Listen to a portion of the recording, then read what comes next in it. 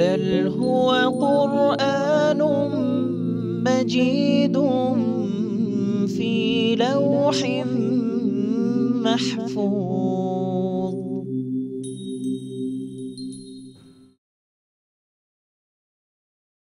بسم الله الرحمن الرحيم.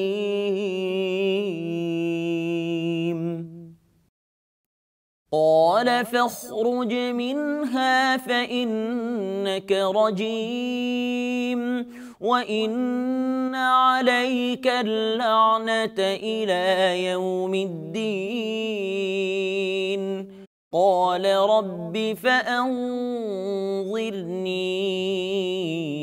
إلى يوم يبعثون. قال فإنك من المنظرين إلى يوم الوقت المعلوم. قال رب بما أغويتني لأزينن لهم في الأرض ولأغوينهم أجمعين إلا عبادك منهم المخلصين. قال هذا صراط علي مستقيم. إن عبادي ليس لك عليهم سلطان إلا من اتبعك من الغاوين وإن جهنم لموعدهم أجمعين.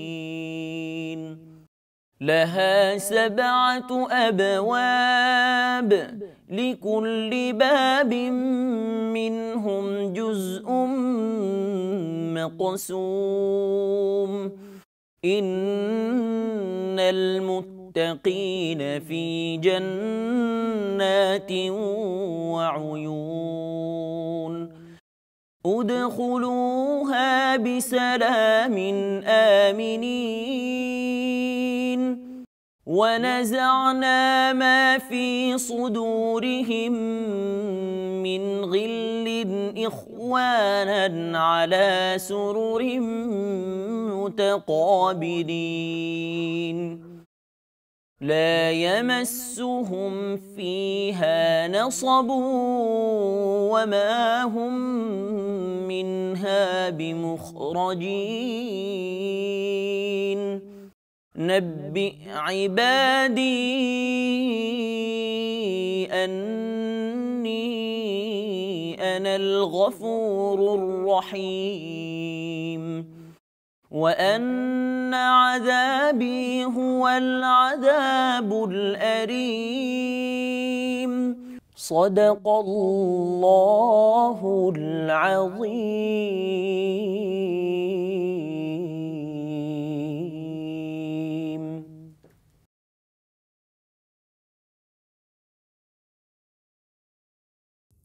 দয়াময় পরম দয়ালু আল্লাহর নামে। তিনি বলিলেন, তবে তুমি এখান হইতে বাহির হইয়া যাও, কারণ তুমি তো অভিশপ্ত এবং কর্মফল দিবস পর্যন্ত অবশ্যই তোমার প্রতি রহিল লানত। সে বলিল, হে আমার প্রতিপালক, পুনরুত্থান দিবস পর্যন্ত আমাকে অবকাশ দিন। তিনি বলিলেন, যাহাদেরকে অবকাশ দেওয়া হইয়াছে তুমি তাহাদের অন্তর্ভুক্ত হইলে অবধারিত সময় উপস্থিত হওয়ার দিন পর্যন্ত। সে বলিল, হে আমার প্রতিপালক, আপনি যে আমাকে বিপথগামী করিলেন, তজ্জন্য আমি পৃথিবীতে মানুষের নিকট পাপ কর্মকে অবশ্যই শোভন করিয়া তুলিব এবং আমি উহাদের সকলকেই বিপথগামী করিব। তবে উহাদের মধ্যে আপনার নির্বাচিত বান্দাগণ ব্যতীত। আল্লাহ বলিলেন, ইহাই আমার নিকট পৌঁছিবার সরল পথ। বিভ্রান্তদের মধ্যে যাহারা তোমার অনুসরণ করিবে, তাহারা ব্যতীত আমার বান্দাদের ওপর তোমার কোনই ক্ষমতা থাকিবে না। অবশ্যই জাহান্নাম তাহাদের সকলেরই প্রতিশ্রুত স্থান। উহার 7টি দরজা আছে। প্রত্যেক দরজার জন্য পৃথক পৃথক শ্রেণী আছে। মুত্তাকিরা থাকিবে জান্নাতে ও প্রস্রবণসমূহের মধ্যে। তাহাদেরকে বলা হইবে, তোমরা শান্তি ও নিরাপত্তার সঙ্গে উহাতে প্রবেশ করো। আমি তাহাদের অন্তর হইতে বিদ্বেষ দূর করিব। তাহারা ভাতৃভাবে পরস্পর মুখোমুখি হইয়া আসনে অবস্থান করিবে। সেখানে তাহাদেরকে অবসাদ স্পর্শ করিবে না, এবং তাহারা সেই স্থান হইতে বহিষ্কৃতও হইবে না। আমার বান্দাদেরকে বলিয়া দাও যে, আমি তো পরম ক্ষমাশীল, পরম দয়ালু, এবং আমার শাস্তি উহা অতি মর্মন্তুদ শাস্তি।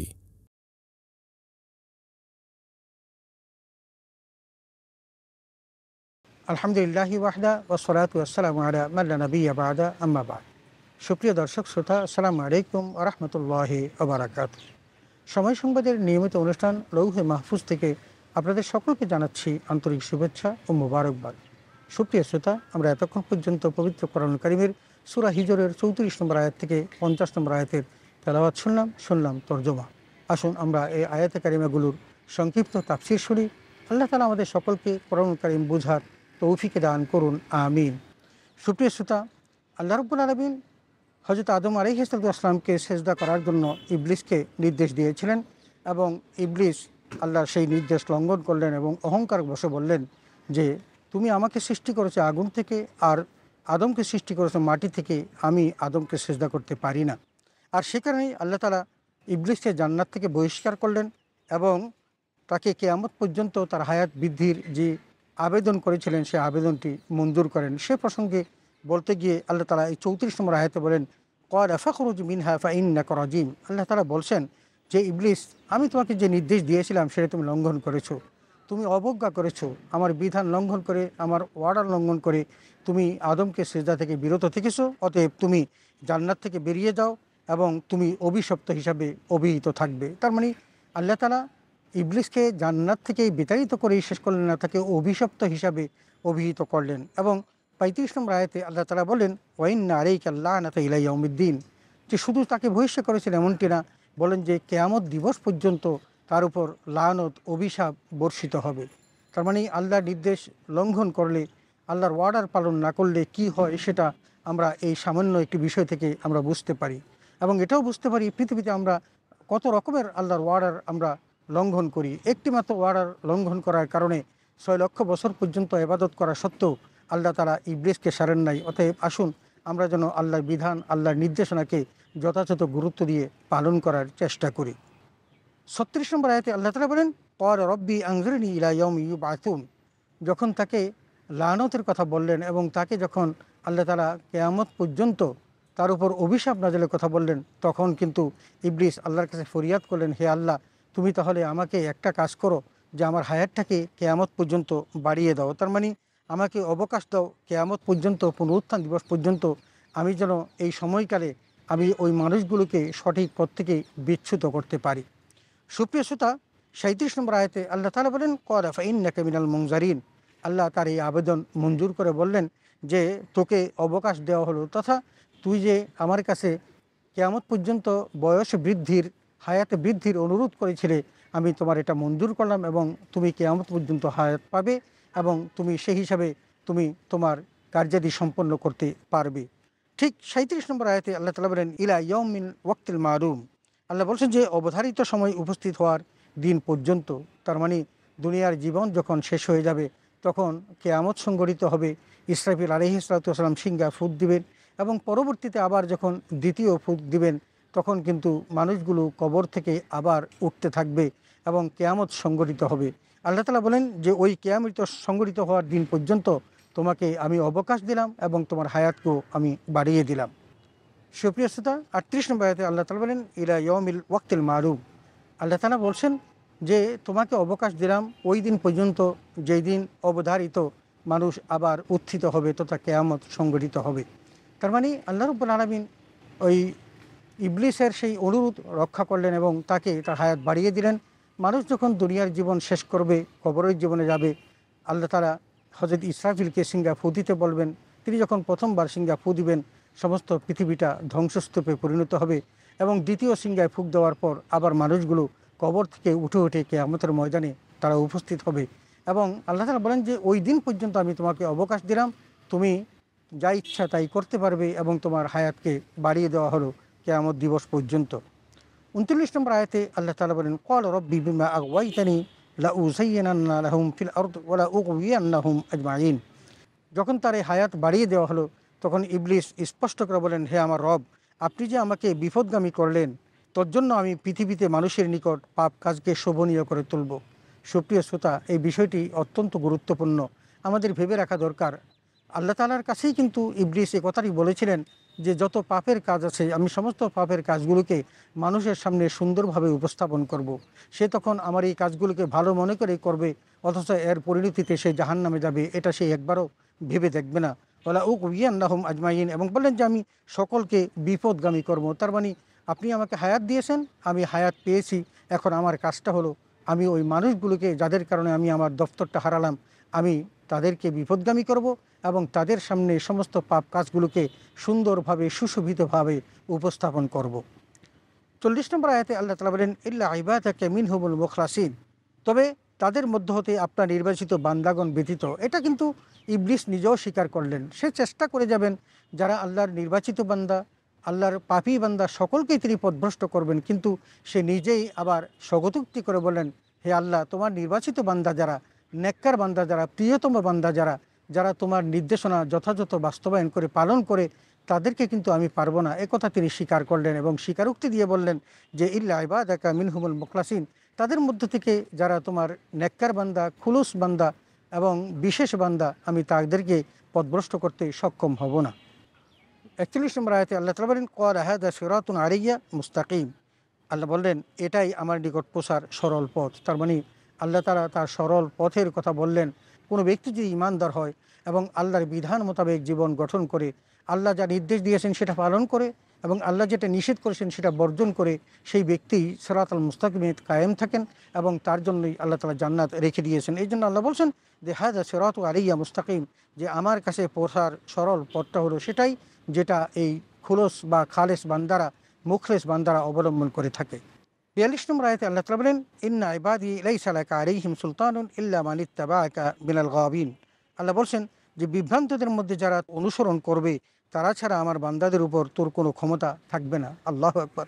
আল্লাহ রাব্বুল আলামিন এই আয়াতে কারিমাতে স্পষ্ট জানিয়ে দিয়েছেন যে সে চেষ্টা করবে, তার বারংবার চেষ্টা করে সে পথভ্রষ্ট করার চেষ্টা করবে, কিন্তু যে সমস্ত মানুষগুলো আল্লাহর প্রিয় বান্দা তাদের উপর তার কোনো কর্তৃত্ব চলবে না এবং সে তাদেরকে পথভ্রষ্ট করতে, গুমরাহ করতে সক্ষম হবে না, কারণ আল্লাহ তাআলা তাদেরকে হেফাজত করবেন এবং তাদেরকে ঈমানি শক্তি এমনভাবে দিবেন যে শয়তানের শত চেষ্টা সত্ত্বেও সে কখনো তাদেরকে পরাজিত করতে সক্ষম হবে না।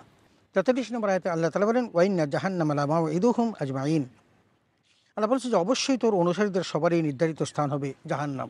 এটা আল্লাহ জানিয়ে দিলেন এবং বললেন যে তুমি তো চেষ্টা করবা, চেষ্টা করে করে পথভ্রষ্ট করবা, কিন্তু যারা তোমার অনুসরণ করে তারা আমার বিধান মোতাবেক চলবে না এবং তোমার অনুসরণ করে পথভ্রষ্টতার পথ অবলম্বন করবে এবং সত্য থেকে বিচ্যুত হবে, অন্যায়ের পথে ধাবিত হবে, সেই সমস্ত মানুষগুলো তাদের ঠিকানা হবে জাহান্নাম এবং সেখানেই তারা অনাদি অনন্তকাল জ্বলবে, সেখান থেকে তাদেরকে উদ্ধার করার মতো, সাহায্য করার মতো কেউ থাকবে না। 44 নম্বর আয়াতে আল্লাহ তাআলা বলেন, লাহা সাবআতু আবওয়াবিন লিকুল্লি বাবিন মিনহুম জুজউম মাকসুম।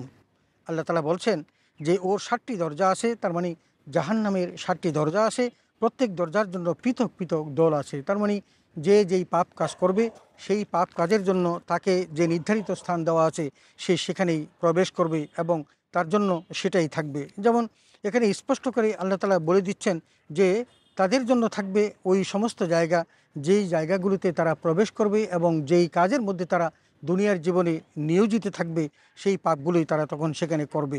এখানে 7টি দরজার কথা বলেছেন এবং প্রত্যেক দরজার পৃথক দল আছে, প্রত্যেক দরজা দিয়ে গমনকারী ইবলিসি দল নির্ধারিত রয়েছে, নিজ নিজ আমল অনুযায়ী তাদের দরজা বন্টন করা আছে, তাদের কেউ এই ব্যাপারে পছন্দ করার কোনো সুযোগ দেওয়া হবে না।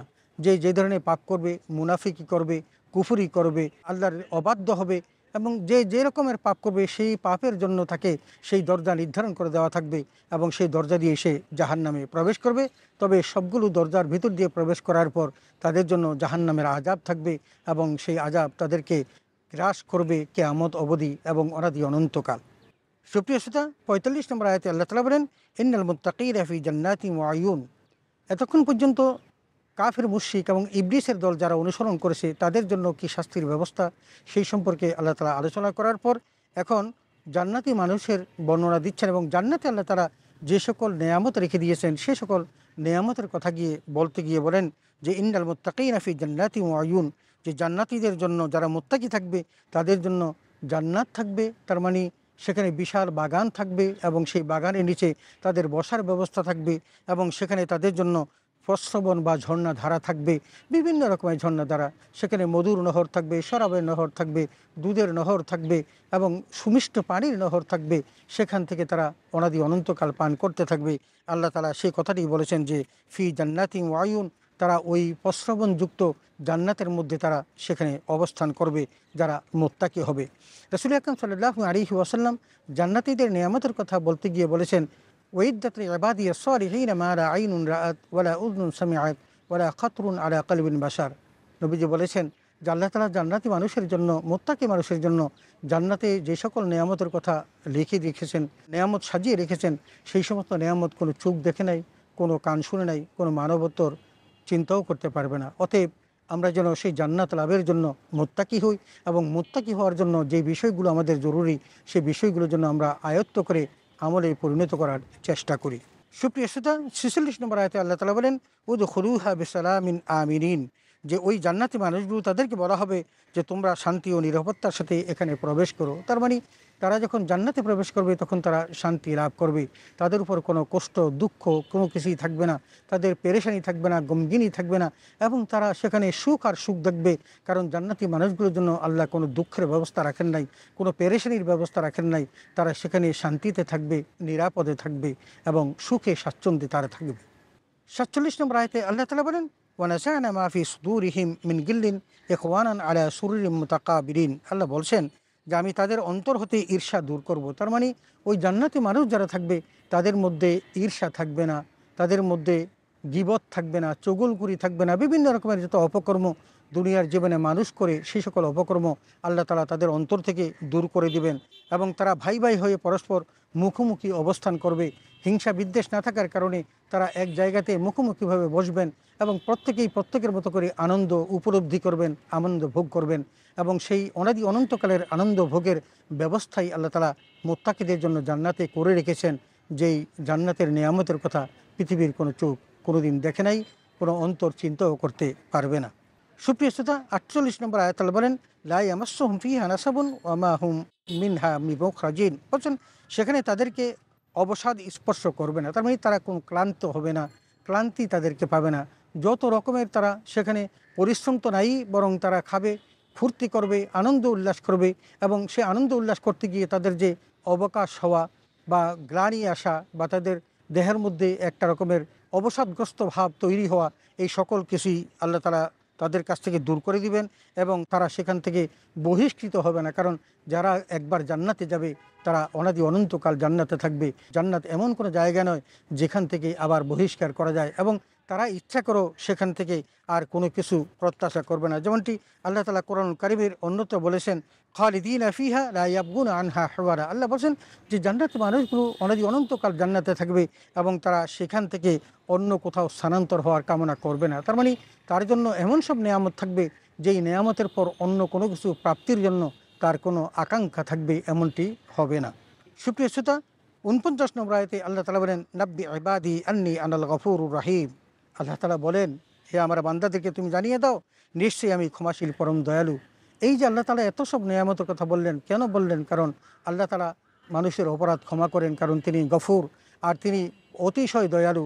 আল্লাহ তাআলা মানুষ পাপ করে পাপের সাগরে নিমজ্জিত থাকে, কিন্তু একবার যদি সে তওবা করে সাথে সাথে আল্লাহ তার পূর্বের সকল গুনাহ মাফ করে দেন, কারণ তিনি গফুর, গাফফারুর রাহিম, তিনি হলেন ক্ষমাশীল এবং দয়ালু। অতএব আল্লাহ জানিয়ে দিচ্ছেন যে নাব্বি ইবাদি, আমার বান্দাদেরকে জানিয়ে দাও যে ইন্নী আনাল গফুরুর রাহিম, আমি হলাম ক্ষমাশীল এবং পরম দয়ালু। অতএব আমার কাছ থেকে ক্ষমার প্রত্যাশাও করতে পারে এবং আমার করুণা দয়া লাভ করার জন্য আশাও করতে পারে, তাদের এই আশা আমি পূরণ করব। এবং ৫০ নম্বর আয়াতে আল্লাহ তাআলা বলেন, ওয়ান্না আযাবি হুয়াল আযাবুল আলীম। আল্লাহ শুধু নিয়ামতের কথা বলেই শেষ করেন নাই, আবার এটাও বললেন যে নিশ্চয়ই আমার শাস্তি অত্যন্ত মর্মন্তদ শাস্তি। এই জন্য আল্লাহ তাআলা অন্যত্র বলেছেন, ইন্না বাতশা রব্বিকা লাশাদীদ, আল্লাহর ধরা পাকড়াও কিন্তু অত্যন্ত কঠিন।